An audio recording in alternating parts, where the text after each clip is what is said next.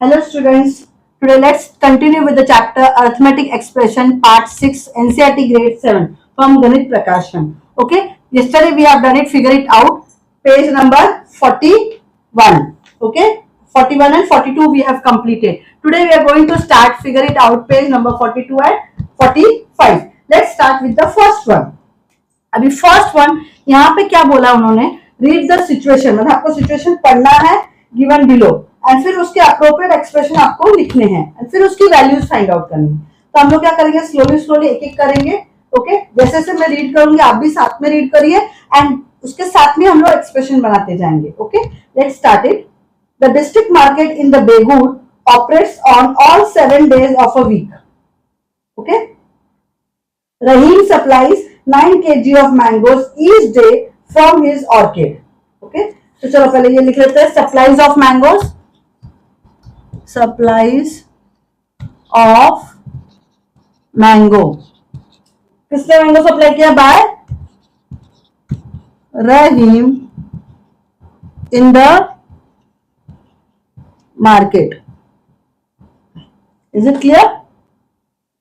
Each day.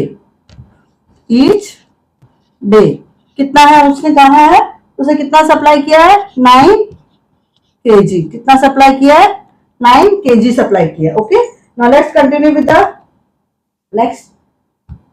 From his orchard Shyam supplies 11 kg of mangoes each day from his orchard to this market. अभी चलो, supplies of mangoes, supplies of mango by, अब किसने supply किया है, by Shyam in the market. Okay, वो भी each day था. Yes, each day कितना केजी है, 11 kg. समझ में आया यहां तक? Okay, now next is what, find the amount of mango supplied by them in a week to the local district market. To the local district market. चलो, अभी ये दोनों सप्लाईज मिल गया है तो पहले हम लोग लिख लेते total supplies. Total supplies of mango, mangoes कर देते बिकॉज दोनों कर रहे हैं ना. इन the market, in the market. Okay, on each day, on each day कितना हो जाएगा, total it will be 9 plus 11. How much it will be, it is 20 kg. Is it very clear? Yes, एक 9 kg था राहीम का, शाम का 11 kg था. Total क्या मैंने कितना आया, 20 kg. Therefore total supply market the market in all 7 days कितना हो जाएगा, therefore total supplies of mangoes in the which market, in the market है ना, in the market in all 7 days. Because ये तो एक एक दिन का उन्होंने बोला था. एक दिन में कितना किया, 9 kg.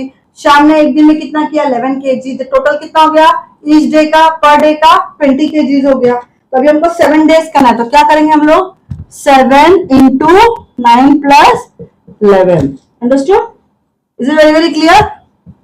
Of course, वो 7 into 20 हो जाएगा. That will be 140 kgs. That will be 140 kgs हो जाएगा. Is it very clear? This way you have to solve the first sum. इसमें कोई भी डाउट समझ में आया आप लोग को? पहले पर डे का उन्होंने बोला है, रहीम का कितना है, पर डे का शाम का कितना है. फिर मैंने क्या किया, total supplies I have done it. Okay, 9 plus 1 and then total supplies of mangoes in the market in all 7 days. Is it clear? That is 140 kg. Understood very well? Yes, let's go with the second sum now. I hope आपको यहाँ तक समझ में आया होगा. Second sum करते हैं. Okay, second sum यहाँ करने के पहले मैं ये रब कर देती हूँ.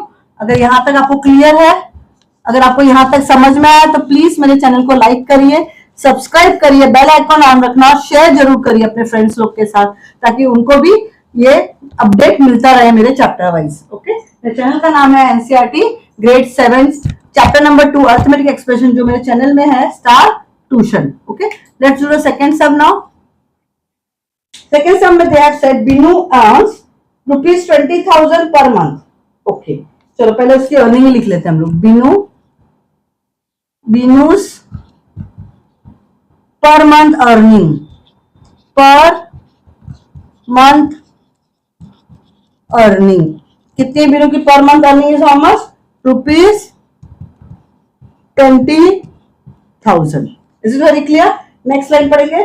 She spends 5,000 on the rent, 5,000 on food and 2,000 on other expenses every month.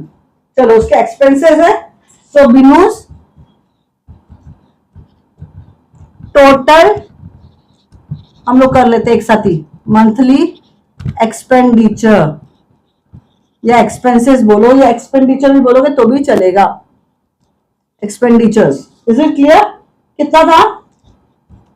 5,000 और रेंट प्लस 5,000 उसने रुपीज, ऑफ कोर्स रुपीज लिखना. 5,000 on food. Is it clear? Plus 2,000 on other expenses plus 2,000 rupees 2,000 on other expenses. Is it very clear? Yes? Okay. ये हो गया हमारा. तो total कितना हो जाएगा? That is 5,000 plus 5,000 plus 2,000. That is how much? Rupees 10, 11, 12. 12,000 directly लिख सकते हैं. ओके, उसका टोटल एक्सपेंडिचर हो गया. यहां तक समझ में आया? Now they have said what is the amount Binu will save by the end of the year. अभी by the end of the year कैसे उसकी सेविंग समझ में आएगी. देयरफॉर बिनूज मंथली सेविंग हम लोग करते हैं पहले. मंथली सेविंग कैसे करेंगे हम लोग? जो भी उसका टोटल अमाउंट है, कितना अर्न करा था वो 20,000 ही वाज अर्निंग. समझ में आ रहा है आपको? देखो वो हर मंथ कितना अर्न कर रहा था, कितना वो कमा रहा था. It was 20,000 and her month उसके एक्सपेंसेस भी थे. रेंट में वो 5,000 डाल रहा था, खाने में 5,000, अदर एक्सपेंसेस में 2,000. तो टोटल उसका खर्चा कितना था? 12,000, 12,000. तो क्या करूंगी मैं? ये 20,000 में से माइनस करूंगी. क्या माइनस करूंगी? 5,000 प्लस 5,000 प्लस 2,000. ऑफकोर्स हमने ऐड तो किया ही है. That is 20,000 minus 12,000. Is it clear? That is how much? It will be 12,000 minus करेंगे directly it will come 8,000 rupees. So उसकी मंथली सेविंग कितनी थी? 8,000. Now you will tell teacher वो तो मंथली सेविंग पूछ ही नहीं रहे. लोग what they are asking, what is the amount Binu will save by the end of the year. Year मतलब कितना हो गया? 12 मंथ्स हो गया. So that's therefore Binu's monthly saving हम नहीं करेंगे. अभी क्या लिखेंगे? Total yearly saving. Is it clear? I hope you understanding. हमने मंथली सेविंग कैलकुलेट कर लिया. अभी ईयरली सेविंग मतलब क्या होगा? जो भी उसका मंथली सेविंग है उससे हम लोग को 12 से मल्टीप्लाई कर देना है. That is how much it will come? 96,000. Is it very clear? 96,000. Are you understanding? Total उसकी ईयरली सेविंग कितनी होगी? Binu's total yearly saving is how much now? 12,000 into 8,000 that is 96,000. Okay, तो हमारा फाइनली हमारा आंसर क्या हो गया? Hence the Binu will save how much? That is यही फाइनल आंसर है. Total yearly saving will be how much? 96,000. I hope you have understood कैसे किया. Yes, पहले हमने क्या किया? उन्होंने क्या बताया? पर मंथ अर्निंग बताई. That is 20,000. टोटल कितना कमा रही है बिनू? 20,000. ओके, उसके बाद उसका रेंट पे कितना जा रहा है? 5,000, फूड पे 5,000 एंड अदर एक्सपेंसेस जो भी होगा वो 2,000. whatever is the expense वो हमने ऐड किया. तो एक साथ कितना आया? 12,000. तो मंथली सेविंग कितनी होगी? इतना कमाया, इतना खर्च किया. तो क्या करोगे? आपस में माइनस करोगे. जितना भी उसने कमाया उसमें से एक्सपेंस मतलब खर्चा माइनस करोगे तो वो उसकी सेविंग होगी. पर ये मंथली हो गई क्योंकि ये भी मंथली था. यस, पर उन्होंने ईयरली पूछा है तो जो भी मंथ है एवरी मंथ वही होगा. 8,000 8,000 8,000. अगर आप 12 टाइम प्लस करो या 12 into 8,000 कर दो. Is it clear? समझ में आया? दैट इज टोटल कितना होगा उसका ईयरली सेविंग? 96,000. Yes. चलो next we'll do it.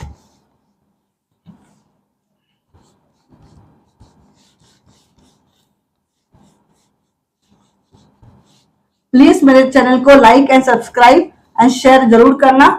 Okay, time to time. I continue करते. Third one.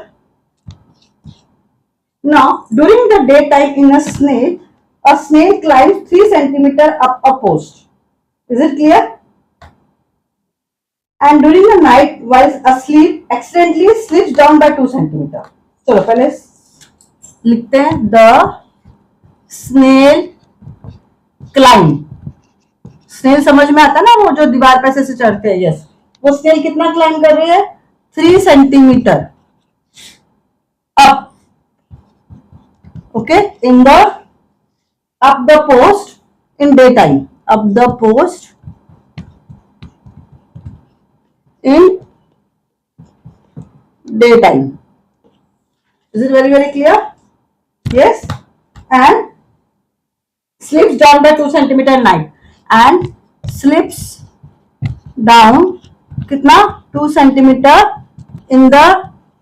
रात को, दिन में वो जितना चढ़ती है 3 सेंटीमीटर, शाम को वो, रात को वो वापस स्लिप डाउन हो जाती है.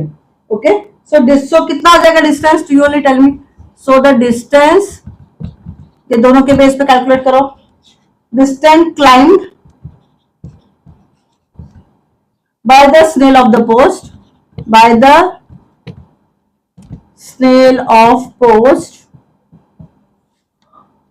इज इक्वल टू कितना हो जाएगा? 3 minus 2 that is equal to 1 centimeter in a day. Is it clear? यहां तक समझ में आया? क्योंकि वो 3 centimetre up the post in the day time था, चढ़ रही थी, और बाद में 2 सेंटीमीटर वो स्लिप डाउन हो गई इन द नाइट. तो total distance in a day कितना ट्रेवल किया उसने, क्लाइंब किया? That is 3 minus 2 1 centimetre. Is it clear? आगे बढ़ो क्वेश्चन. चलो. The post is 10 centimeter high and a delicious treat is on its top. In how many days will the snail get the treat? treat मतलब उसको जो party, उसको जो खाने का है. ओके, तो कैसे करेंगे अभी? चलो चलो, डिस्टेंस क्लाइंब इन 7 days करते हैं पहले. डिस्टेंस क्लाइंब इन 7 days कितना हो जाएगा? हर दिन 1 सेंटीमीटर है, तो 7 days में कितना हो जाएगा? 7 सेंटीमीटर हो जाएगा. The height of the post कितना है? हाइट ऑफ पोस्ट इज कितना? 10 सेंटीमीटर बोला हम लोग ने. ये सुनो, तो अभी वो स्लिप भी होती है ना, वो भी याद रखना हमको. तो distance climb on 8th day, you only tell me now. Before sleeping, मतलब स्लिप होने के पहले कितना होगा? बिफोर स्लीपिंग, स्लिप होने के पहले कितना होगा? 7 plus 3, बिकॉज 3 सेंटीमीटर क्लाइंब कर रही है ना, तो 7 days का हो गया 7. अगर स्लिप नहीं हुई तो 7 plus 3 हो गया, दैट इज 10 सेंटीमीटर हो गया. समझ में आया ये बात? सी, डिस्टेंस क्लाइंब इन 7 days. अगर वो सपोज स्लिप नहीं होती थी, एवरी डे वो 3 सेंटीमीटर जाती, 7 days का कितना हो जाएगा? 7 plus 3 10 सेंटीमीटर हो गया. Is it very clear? Yes. अभी ये आपको डिस्टेंस समझ में आ गया. On the 8th day before sleeping, so the snail will take 8 days, क्योंकि 10 सेंटीमीटर है ना हाइट ऑफ द पोस्ट, है कि नहीं? Height of the post is 10 centimetre. अगर वो 8th डे पे बिफोर स्लीपिंग क्या होता था? ये 7 days था, दैट इज 7 हो गया. आई hope you understand. Simple logic मैं आपको बताती हूँ. यहाँ पे स्नेल कितना क्लाइंब कर रही थी? 3 centimetre up the post in a day time, और स्लिप डाउन कितना हो रही थी? 2 सेंटीमीटर इन अ नाइट. तो पर डे का कितना हो रहा था उसका? 3 चढ़ रहे थे, 2 उतर रही थी, मतलब 1 centimetre in a day. 7 days का कितना हो गया? 7 सेंटीमीटर, रोज 1 सेंटीमीटर 1 सेंटीमीटर. अभी हाइट ऑफ द पोस्ट कितना दिया है? 10 सेंटीमीटर दिया हुआ है. अगर मैं डिस्टेंस ट्रेवल करती हूँ 8th डे, मतलब 7 days के बाद, सिर्फ चढ़ना वाला बात, बिफोर स्लीपिंग सिर्फ चढ़ने की बात कर रहे हैं, तो ये तो 7 था ही ना हमारे पास, प्लस ये 3 भी आएगा, दैट इज 10 सेंटीमीटर. और हाइट ऑफ द पोस्ट कितना है? 10 सेंटीमीटर है. So it's very logic that snail will take 8 days to reach the top of the post and get the delicious treat. Is it very very very clear? Yes, क्योंकि अब मैंने इसमें क्यों minus नहीं किया है 2, बिकॉज -2 करके वगैरह सब हमारा ऑलरेडी 1 सेंटीमीटर पर डे आया, तो 7 डेज का 7 सेंटीमीटर हो गया। अभी सिर्फ चढ़ने में ही उसका 10 सेंटीमीटर टारगेट पूरा हो गया। तो अगर वहां 10 सेंटीमीटर चढ़ के उसका टारगेट मिल गया, ट्रीट मिल गया है, तो वो स्लिप क्यों हो गया अभी? अरे सर, उन्होंने सिर्फ डिलीशियस ट्रीट कब मिलने वाला वो पूछा है ना। Understood? Yes, so I hope you have understood. Figure it out का पेज नंबर 42 44 का क्वेश्चन नंबर 1 का ABC। Is it very very clear? कोई भी डाउट हो यहाँ तो please do comment on my channel. Okay, अगर आपको डाउट है तो आप कमेंट करिए, definitely I get back to you. अगर आपको यहाँ तक समझ में आया तो लाइक करिए मेरे चैनल को, शेयर करिए, बेल आइकॉन को ऑन रखना। ओके, चलो let's continue.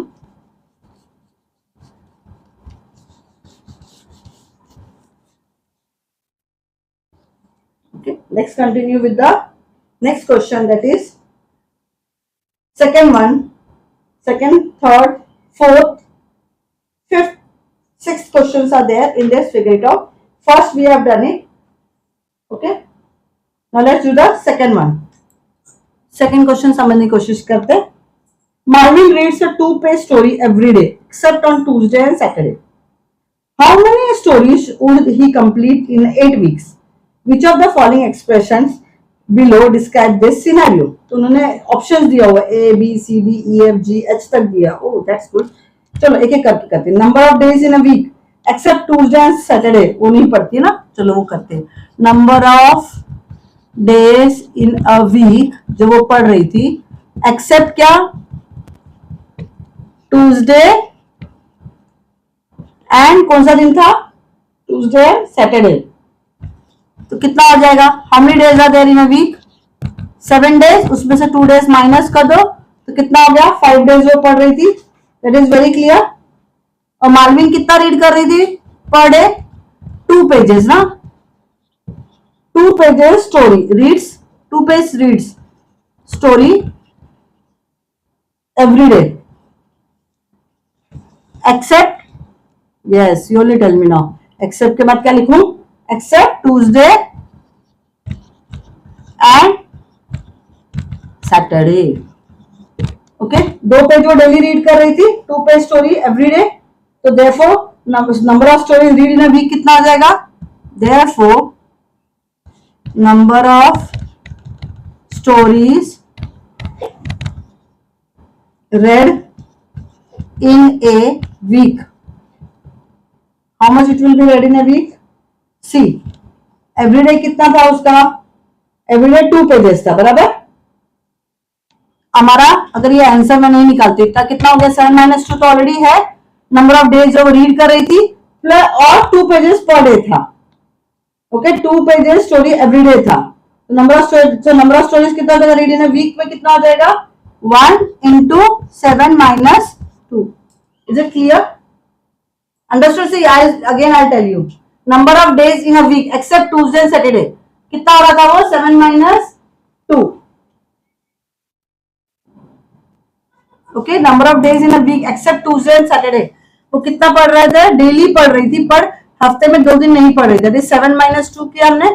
Okay, 2 page read story था उसका, 2 पेजेस, या यू कैन से यहाँ पे ऐसे लिख सकते हो, Melvin reads 2 pages story every day. मतलब रोज स्टोरी पढ़ रही, 2 पेजेस 10 पेज, उससे हमें मतलब नहीं है। फिलहाल हमें क्या कि वो रोज स्टोरी पढ़ रही थी, पर ट्यूसडे सैटरडे नहीं पढ़ रही थी। तो number of story read in a week कितना हो जाएगा?